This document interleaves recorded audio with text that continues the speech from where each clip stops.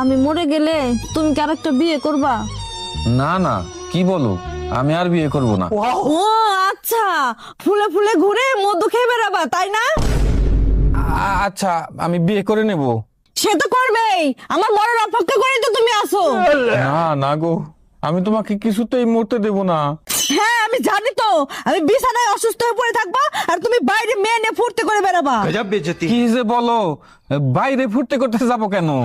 আচ্ছা তার মানে ঘরে এনে ফুর্তি করবা? আচ্ছা মুশকিল তো, ঘরে আনতে যাব কেন? মানে তার ঘরে যা ফুর্তি করবা? কে সেই রমণী? পাশের বাড়ির ভাবি? আমি মনে হয় বুঝি না। আরে ধুর, উনি তো বয়সে আমার অনেক বড়। ও আচ্ছা, বয়সটাও তাহলে জানা হয়ে গেছে।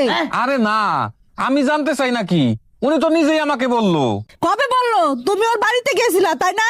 আরে না, ওনার ফোনটা হ্যাং করছিল, ভাইয়া বাসায় ছিল না, তাই আমাকে একটু ডাকছিল।